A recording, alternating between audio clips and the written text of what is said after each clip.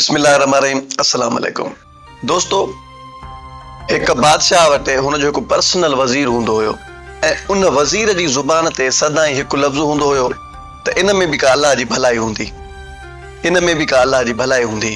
हे कॾहिं शिकार ते वेंदा हुया, जे शिकार वधीक थींदो हुयो त बि बादशाह खे चवंदो हो त इन में बि का अल्लाह जी भलाई हूंदी। जेकॾहिं शिकार न बि थींदो हुयो त बि चवंदो हुयो त इन में बि का अल्लाह जी भलाई हूंदी। हिकु ॾींहुं छा थियो जो बादशाह तलवार कढी, तलवार कढण सां बादशाह जी आङुर कटिजी पई।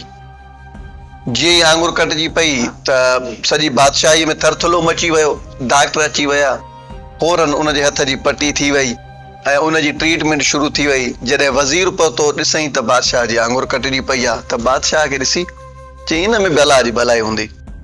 बादशाह चयो सभु माण्हू मायूस लॻा पिया आहिनि, वज़ीर ॾिसी अचे थो इन में बि का अल्लाह जी भलाई हूंदी। माना वज़ीर इन ॻाल्हि में ख़ुशि आहे त मुंहिंजी आङुर कटिजे। बादशाह चयो त हिन वज़ीर खे क़ैद कयो। जॾहिं उन वज़ीर खे क़ैद कयूं ऐं कुझु टाइम खां पोइ बादशाह झंग में निकितो शिकार जे लाइ, पंहिंजे माण्हुनि खे कंहिंखे बि न वठी वियो, छो जो हुनजो पर्सनल सेक्रेटरी हे हूंदो हुयो। जॾहिं बादशाह घोड़े ते चढ़ी शिकार जी तरफ़ निकितो त हिकु झंग में उते उनखे जंगली माण्हू वकोड़े विया। उहे जंगली माण्हू हर साल हिकु माण्हूअ जी कुर्बानी कंदा हुया। जॾहिं हुननि बादशाह खे ॾिठो त फौरन हुनखे पकतऊं। हुनखे पकड़े करे हुननि पाण में चयो त अॼु शिकार मिली वियो आहे, अचो त हिन जी कुर्बानी कयूं। जॾहिं उन जंगलियुनि जी नज़र उन आङुर ते पई जेका कटियल हुई त हुननि जो ॾिठो त बादशाह खे त हिकिड़ी आङुर आहे ई न। हुननि बादशाह खे आज़ादु करे छॾियो। बादशाह खे चयूं त तूं हलियो वञ, तुंहिंजी कुर्बानी असां न कंदासीं। बादशाह चयो त मूंखे इन जो थोरो हवालो ॿुधायो त मुंहिंजी कुर्बानी छो नथा कयो। हुननि बादशाह खे चयो त तुंहिंजी आङुर कटियल आहे ऐं असां तुंहिंजी कुर्बानी न कंदासीं, असां ऐब वारे जी कुर्बानी न आहियूं कंदा। तंहिं ते बादशाह ॾाढो ख़ुशि थी पंहिंजे महल में आयो। जॾहिं बादशाह महल में पहुतो ख़ुशीअ सां त फौरन हुन हुकुम ॾिनो त मुंहिंजे वज़ीर खे आज़ादु कयो वञे। उन वज़ीर खे आज़ादु करे आया त जॾहिं वज़ीर खे चयईं त मुंहिंजी आङुर कटिजी पई ऐं तो उन ते चयो त इन में बि का भलाई हूंदी, ऐं जॾहिं वरी असां तोखे क़ैद में विधोसीं त उते बि तो इहे लफ़्ज़ चया त इन में बि का अल्लाह जी भलाई हूंदी, त बेशक इन में अल्लाह जी भलाई हुई जो मुंहिंजी आङुर कटिजी पई, न त अॼु मुंहिंजो सिर कलम कयो वञे हा।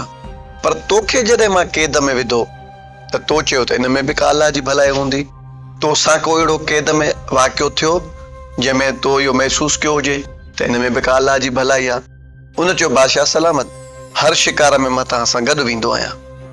जॾहिं तव्हांजी आङुर कटिजी पई मुंहिंजे इन लफ़्ज़ जे करे तव्हां मूंखे क़ैद करे छॾियो ऐं तव्हां अकेला वियो, हुननि तव्हांखे पकड़े करे छॾे ॾिनो त तव्हांखे असां कुर्बान न कंदासीं छो जो तव्हां में ऐब आहे। ऐं उन टाइम मां तव्हां सां गॾु हुजां हा, तव्हां मूंखे क़ैद न कयो हा या सज़ा न ॾियो हा, त उन टाइम हू तव्हांखे छॾे मुंहिंजो सिर कलम कंदा, मूंखे कुर्बान कंदा। त इन में अल्लाह जी भलाई थी त तव्हांजी आङुर कटिजी वई त तव्हांजो सिर बची पियो ऐं मूंखे तव्हां क़ैद कयो त मुंहिंजो बि सिर बची पियो। इन में बि अल्लाह जी भलाई आहे। त दोस्तो, हर कम में अल्लाह जी भलाई हूंदी आहे। जॾहिं असां ते ख़ुशी ईंदी आहे त असां ॾाढा ख़ुशि थींदा आहियूं, पंहिंजे दोस्तनि खे ॿुधाईंदा आहियूं त अॼु असांजे घर में हीअ ख़ुशी आई आहे। ऐं जॾहिं को ॾुख मिलंदो आहे ऐं ग़म मिलंदो आहे त पोइ चवंदा आहियूं त अल्लाह असां खां नाराज़ आहे, अल्लाह असां खां नाराज़ आहे। त दोस्तो, अल्लाह कंहिंसां बि नाराज़ न हूंदो आहे। हर ॻाल्हि में अल्लाह जी का न का हिकमत रखियल हूंदी आहे। अगरि हीउ मुंहिंजो वीडियो तव्हांखे पसंदि अचे त लाइक ऐं शेयर ज़रूरु कंदा।